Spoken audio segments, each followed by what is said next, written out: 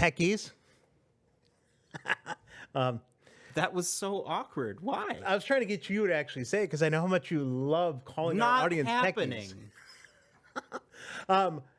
This is Two Guys Talk Tech. I'm Dan, and that's the guy who followed me in the studio. Yeah, you guys know my name. It's in the lower third or whatever. Yeah. This is Jacob, and we're back. It's our second show back after a long hiatus, unfortunately, but we are We'll back. call it the long hair era. Yeah. I don't know how long I'm going to keep it. What about you? How long are you going to keep the hair long? Forever. You think so? I'm going to grow it out. I'll be Rapunzel. What do you guys think? Should we get rid of the long hair? Keep it? Any opinions? I go back and forth daily. I swear, this is not a hair podcast. We're talking about tech. We're talking about tech. As you guys know, we have an affinity for RadioShack. I used to work there in the 90s, and we kind of like old RadioShack stuff. So every once in a while, we get together and we grab one of the old RadioShack catalogs, and we pick some items that we think are interesting, and we talk about them. So that's what we're going to do today. And we picked the year 1993 that we're going to talk about. Why 93? Do you know?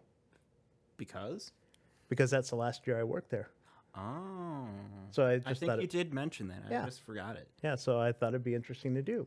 Yeah, so these are items that actually could have been in store when you were selling. Right, absolutely. And, for you guys watching at home, we have a screen set up here so that we can see the images. And he has not seen what I've picked. I've not seen what he's picked. So some of these will come as a little surprise to us. And we'll talk about them. Yeah. Yours is first, right? Yep, I'm going to go first.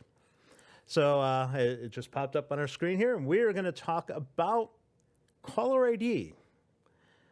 So we're going to talk about the dual phone caller ID model 200, I believe it is, and it was $89.95 when it came out. $90 for caller ID. Oh, no, we got a lot to talk about here. So $90 for a caller ID box. But did you know that you also had to pay for the caller ID service? That was a thing? Yes. So in most areas, it was about $6 to $7 for caller ID, but it gets better.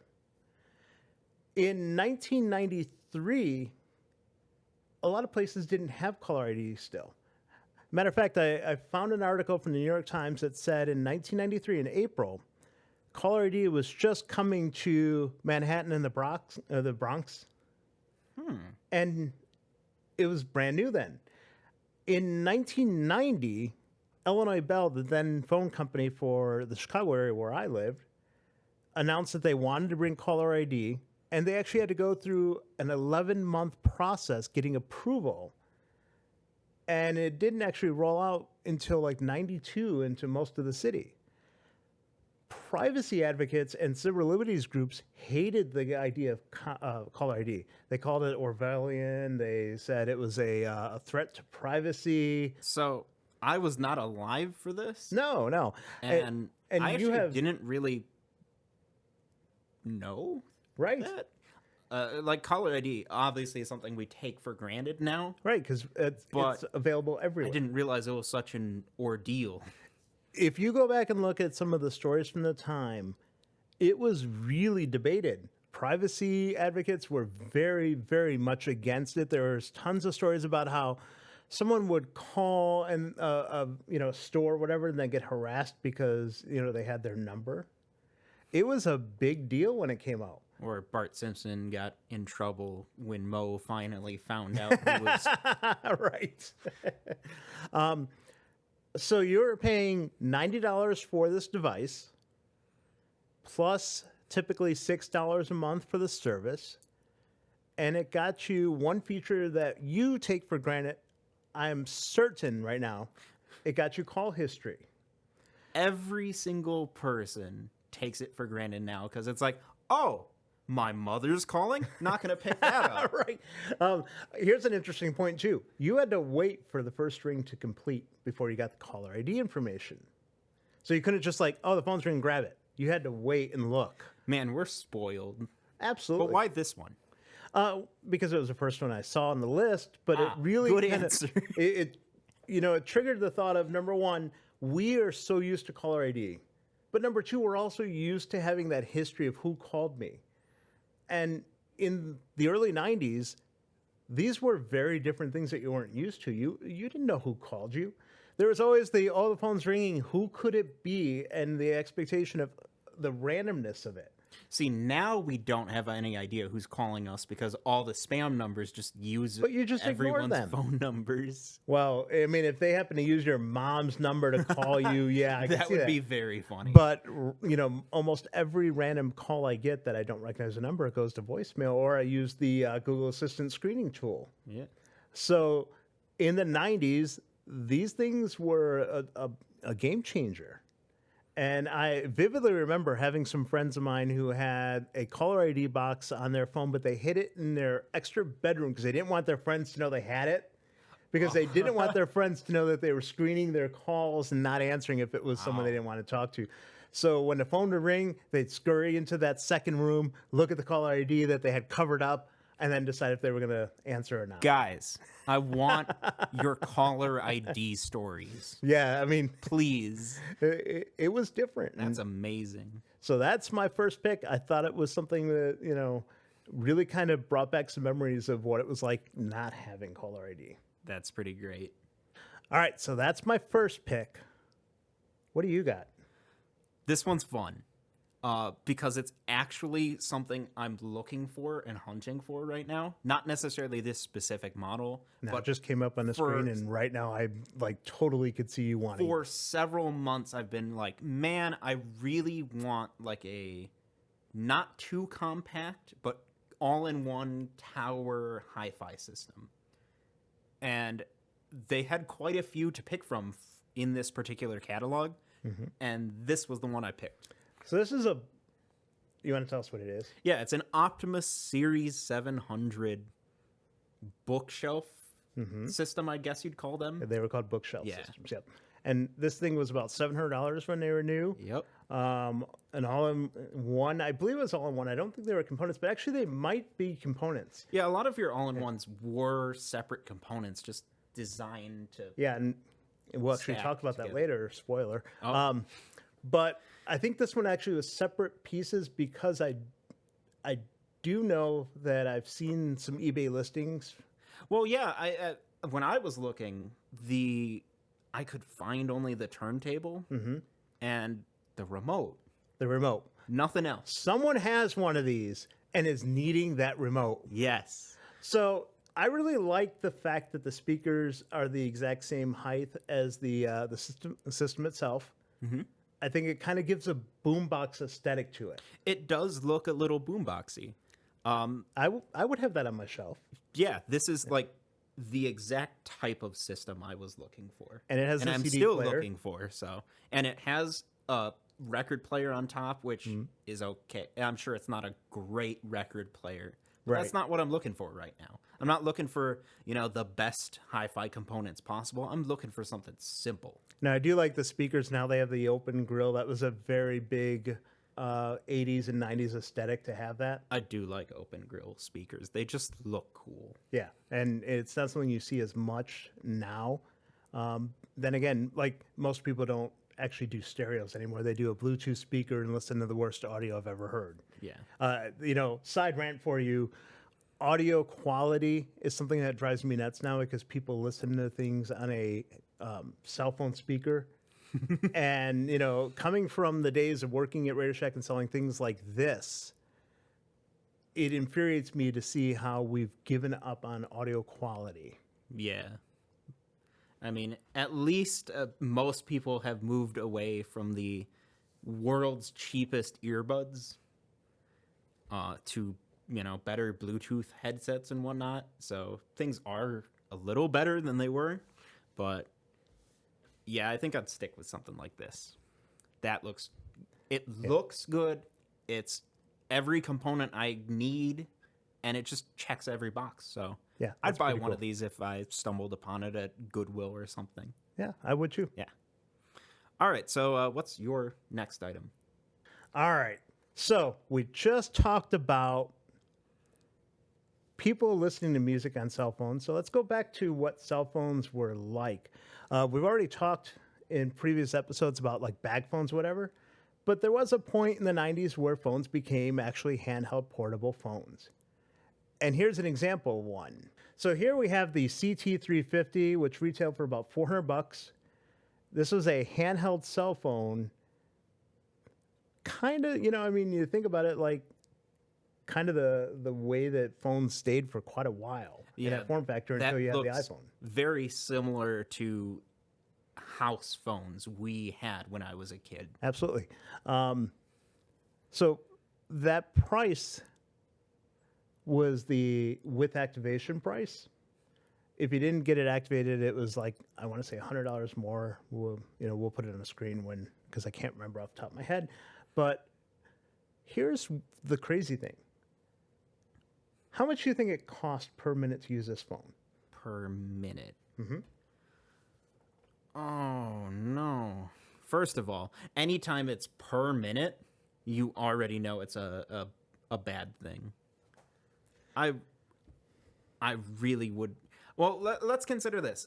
What's the cost of a payphone per minute? 25 cents for the first, and then like 5 additional cents after?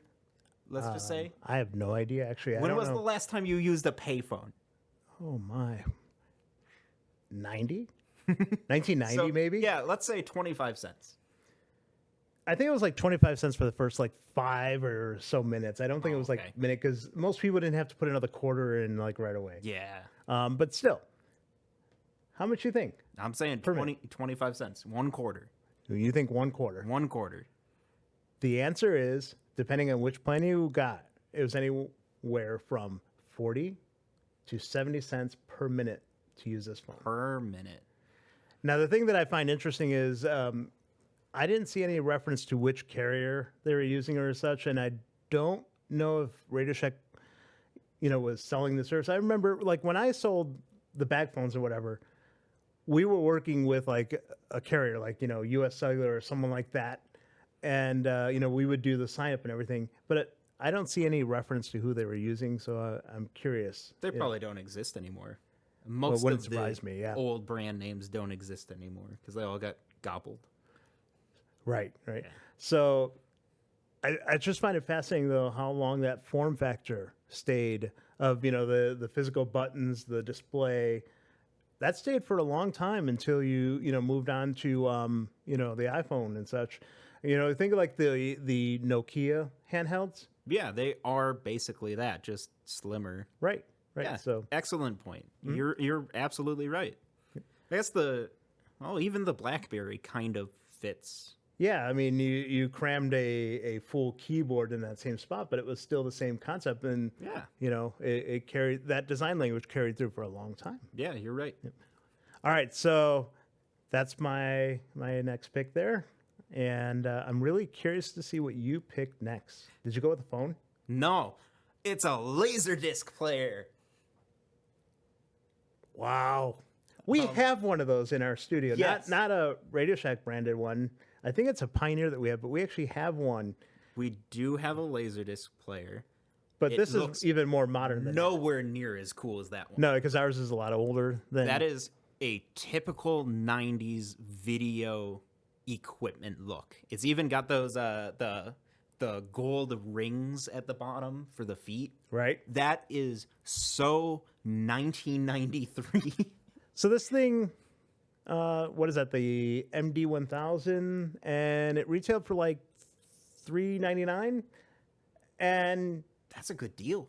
that was a good deal. What I found interesting in looking at the catalog here, though, is it's like this small little tiny ad in like the bottom corner of this Everything page. else of that page is VHS stuff. Right. And what's funny is there's a big banner in the middle of the page that's like, here's our VHS and LaserDisc systems by Optimus. And the LaserDisc is just shoved in the corner.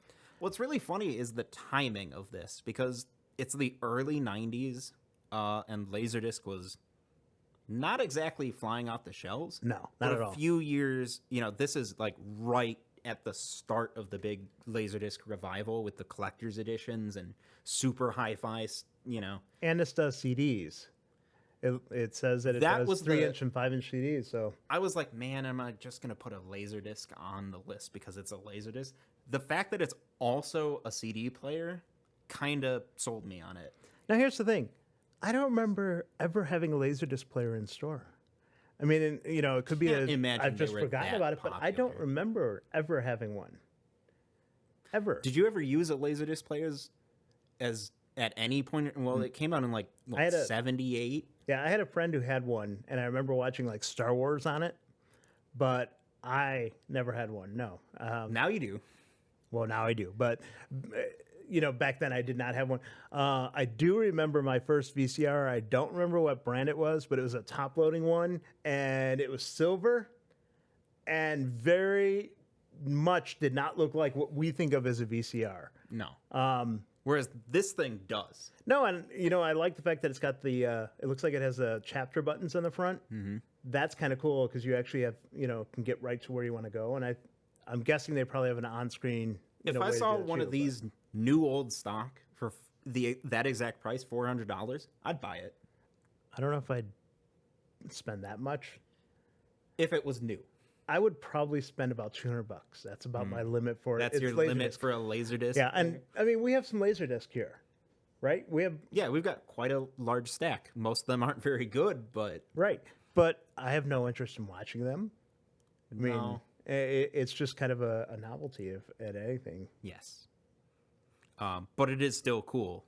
And this is one of the coolest items in the catalog, despite it being shoved into a postage Right. stamp-sized ad in the corner of a Hidden, page. yeah. I'm guessing not many of them sold. As I said, I don't remember having them in store. All right, what's next on the list? All right, so you picked the bookshelf system earlier, right? I did. Which I thought was very cool looking. I picked the full Oh, cabinet man. model. I saw this too, and I was actually tempted, but I'm like, man, I want to go with the one that I realistically choose between the two, But this thing has character. So it's the Optimus 1060, is it? 1030. 1030, and it was I want to say they retail for about $750, and I had a model very similar to this one. I bought mine, I want to say in 91, so it did not have a CD player. And what I want to point out about this, there's a few things. Number one, I love the fact that the wood of the speakers and the wood of the cabinet were matched, the veneer. I love the fact that it had the white cone woofers. Love that aesthetic. And if you look at the unit, it looks like it's all components. It's not. And, I told you this was coming. They made that look like separate components, but it was all one piece that came out of the cabinet as one unit. The exception here is, I'm guessing they had this model, and then they decided to add the CD player, and that's a separate component, it looks like here. But with mine, the cassette player, the equalizer, the tuner, and the turntable are all one unit that just sat in that cabinet. This thing's cool looking. It just is. I mean, the only thing I don't like about it, and I'm kind of surprised by it, is the storage space for CDs. That looks kind of tacky. In mine, the storage space was for vinyl. Yeah. Okay. That would make more sense. Yes. And if you look at the distance there, it looks to me like, again, if they didn't put that CD player in, it probably would have fit vinyl. And that's probably correct. I won't say definitely, but yeah. We'll have to do some research, but I just have this feeling that that particular unit existed without the CD player first. That would make sense. So the one thing I want to mention is the sound quality wasn't that great. I mean, it was not bad, but it wasn't that great either. I mean, you consider my unit's like, this big. Probably Yours smaller. from the floor is up to, like here, right? Yep. So 3-4 times as big, maybe more. Yeah. And they said... But it only costs $50 more than the one I picked. right. So... And they said it was like 100 watts per channel. So, I don't know. That's quite a lot, actually. I mean, for a home system. Yeah. I just, again, mine was a little bit different model, but very similar and probably manufactured by the same people. And I don't remember it being that loud. No. Oh, But it does bring back some fun memories. I remember, having my cassette collection and, listening to music on these things. I liked mine when I had it. Yeah, I think when you're going in for something like this, it's not about the particular quality of any individual component. It's the general setup. For me, That's it was important. about showing all my friends that I had a bigger stereo than they did. That's it. That's isn't what it was It's back then. size matters. Yeah, and this is before I realized that there was better quality out there, and went with much nicer stuff later. But I was like, you got a boom box, I've got this. I guess the modern version of this would be those like big party speakers that people get that are terrible. Right. With big flashy lights and stuff. Now I do see that it came with a remote. I bet you that remote only worked with the CD player. I would almost. It's either the CD player or the rest, right? If we're going by your CD player Right. separate theory. Right. Yeah. We'll have to do some research on it, but it brings back memories. I remember having mine. I remember the white speakers, and I would always keep the grills off because, They were cool. right. You had to show everyone, look what I got. I got a 12-inch woofer. Ooh. Wow, that's great. All right. Did you go with another stereo thing for your next pick? Absolutely not. Okay, so Ooh. It just came on the screen here, and I'm excited about this one. You had a good pick here. Yeah, this is really cool, but not for the reason you'd think. So this is what do they call it? The automatic house software. Well, it was Like, the whole series was called the Plug-in Power series. yeah. So this isn't some revolutionary thing. There are other companies doing this. In Well, fact, I remember an LGR video on basically the same exact thing, but with one key difference. But I don't think, I think actually X10 made this stuff. That might be the case. Yeah, I think so. We talked about this in a previous video, and I love the plug-in power stuff. I had the plug-in power alarm clock back then, but I don't remember this, and we haven't even told everyone really what this is, but this is a DeskMate software for controlling the plug-in power stuff, and there's the box Yep. that went attached to the computer. So it's an don't remember it. expansion for DeskMate to allow you to control your computer, and you actually get to like build out a floor plan with all the like showing all the wires leading to your different components, and just click, turn this off, turn it on, turn this off, and that sounds great. But I know it's handy, but I'm like, why is it in DeskMate and not just MS-DOS program? Because it was Tandy. Exactly. And that's what makes me want it. but I don't remember this, and I honestly think it's really cool. I really did like the plug-in power stuff, and I do see that they have a telephone adapter too, which I don't remember. But you could actually call and turn on and off your lights. Oh, that is so cool for the time. I mean, we take it for granted with Google Home and all that stuff, but this was pretty advanced for the time. Yeah, if anyone has this stuff, I'd want it. Right. If you guys, if someone has like a box set of this sitting around somewhere, Yeah, get in touch with us Get in because touch. we'd love to do a video on this stuff. But I did actually look recently on eBay for some of the plug-in power stuff, and there's quite a bit out there. I really would like to find that alarm clock I had so I can show you guys what it was, because I thought it was really cool. But plug-in power was cool. I know it was only $70 for the kit itself. Yeah, so that was the software and the box. I wonder Yeah. how the box connected to the computer. I don't really know. It kind of. Maybe through serial port? There's not enough info on this to really. Anyone know? Let us know, because I'm I really want to know more. right. But I do see... want to control my house with the power of DeskMate. Amazing. No, that's a really fun pick. I'm really Yeah. curious to learn more about that, because again, this is 1993. Yeah. Is your next item as cool as this? My next item isn't cool. Isn't cool? Isn't. But, I picked it because in 1993, The image it just came up, yep. Uh, In 1993, that is not as cool as what I had. no, That- not even absolutely close. Not. No. These suck. And I'll get into why in a minute. But in 1993, everyone thought faxing was important. And the thought was that everyone's going to have a fax machine at home.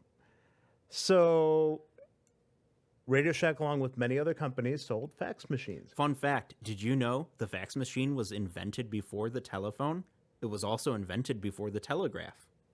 I did not. Sorry for interrupting. I'm going to have to ponder that one for a minute. So this one was about, what, $500, I believe it was? $500. But it had the benefit of it actually had a phone attached to it, so you didn't have to, have a fax machine and a phone. You could have them both. But everyone thought you would have faxes. They thought that was the way of communication. And then the internet happened and email happened, and everyone's like, why would we want these stupid things? And they became landfill quickly. I have faxed a document once in my entire life. With a fax machine or on a computer? Actually, I didn't even do it. You did it. Then that was on a computer. So, and that was only because the government needed it that way because, it's the government. Hold that thought for a second because I have a point to make there. This one, like many other models of the time, used thermal paper. Like a lot of receipt printers use thermal paper. So it's going to be, like, if you have a solid black area, it would be super grainy. Well, here's the problem with thermal paper. Over time, it loses its stuff and becomes blank. Yes. So if you got a fax that was really important... Right, you ever pull a receipt out of your pocket and you can't even read it because it's so faded? Right. And that's what would happen with these. And then it used a roll of paper. And they had, I think, 3 colors you could get. And they were like $6.50 per roll. Does that mean you got to tear it? Yeah, it had like a little blade kind of thing, and you'd rip it off. Yes. These were dumb. And I can't think of a way to waste $500 more. But if you didn't have email and you needed to share documents, it makes the only thing. Absolute sense for the time. But looking at it with I can't look at it with that mindset. Absolutely, but this was, again, everyone thought everyone would have one. They thought everyone would have to have a fax machine at the house. Look at Back to the Future, Volume 2. Yep. You had a fax machine. It's also really ugly. Uh-huh.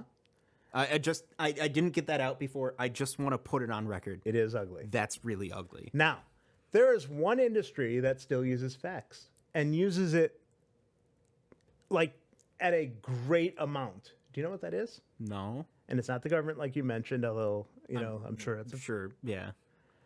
The healthcare industry uses fax like crazy. It's probably quite secure. It is much more secure than email, and it complies with HIPAA laws.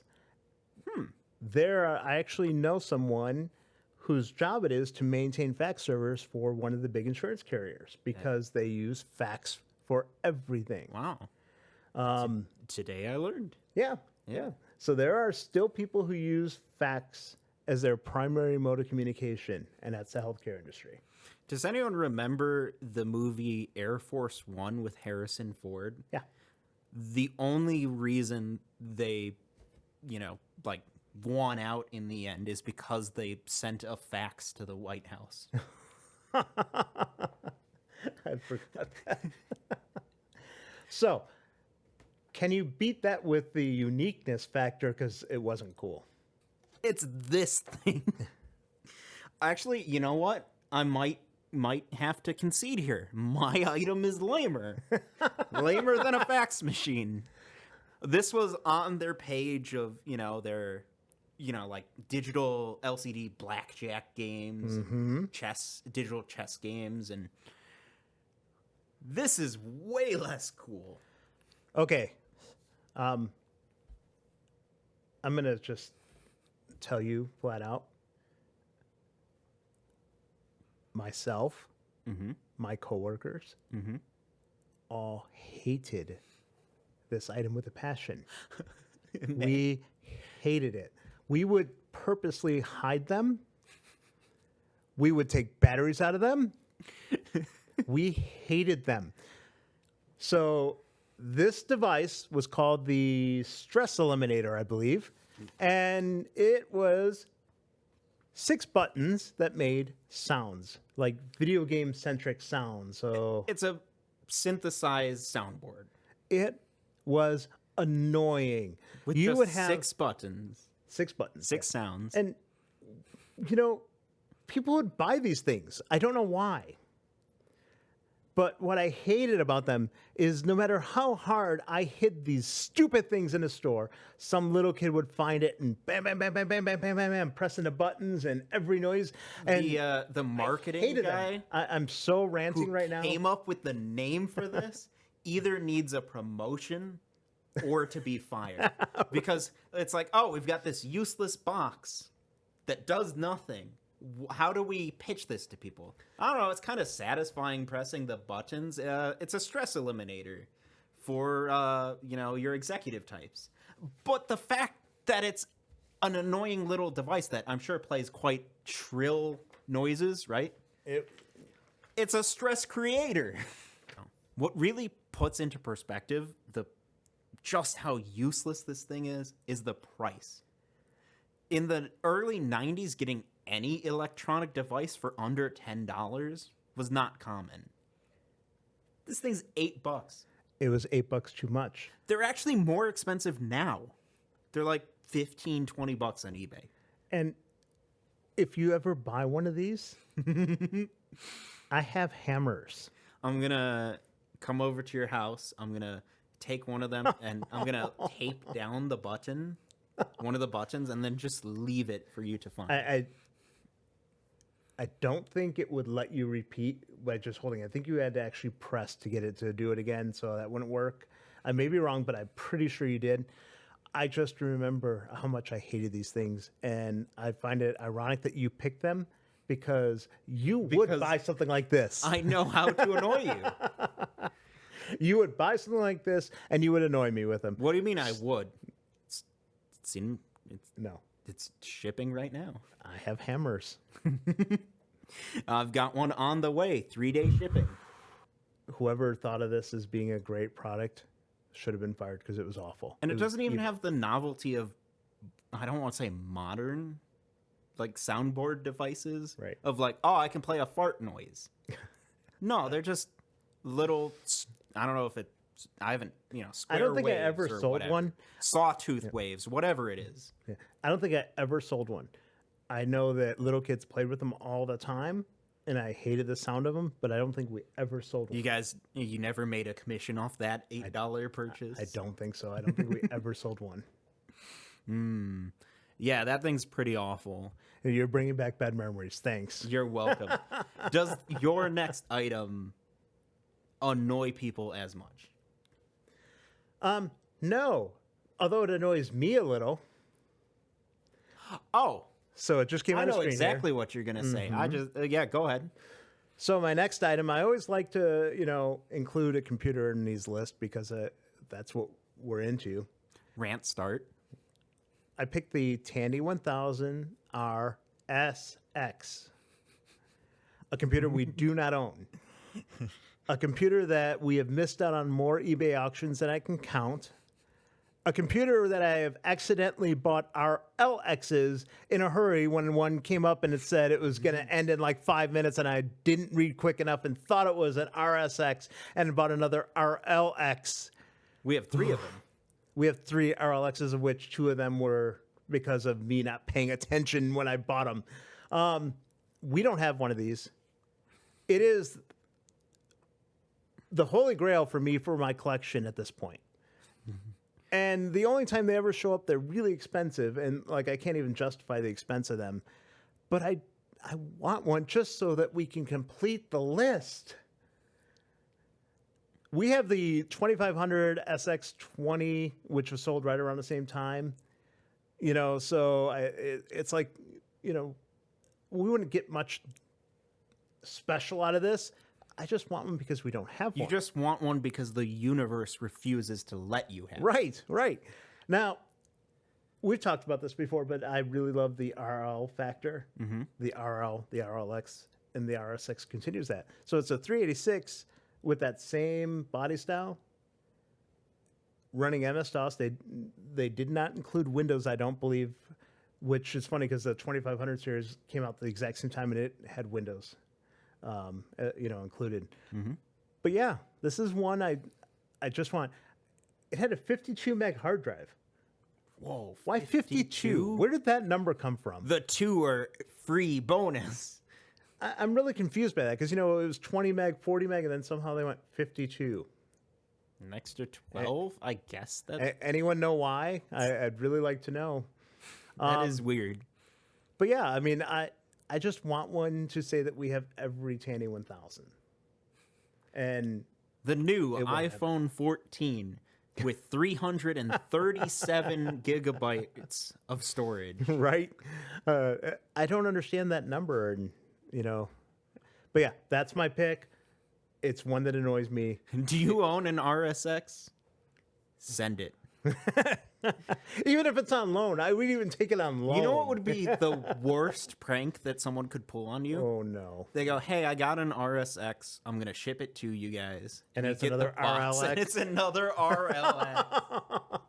That would be funny. Yeah. So I've learned to really pay attention when I get an eBay alert that says something's ending right away, to read, because I've made that mistake twice now. So that's my pick. You know what's nice? My next pick has to do with your pick. They work very well together. No, they don't, Why not? because it didn't come with it. No, that's why you need to buy it. This is Windows 3.1.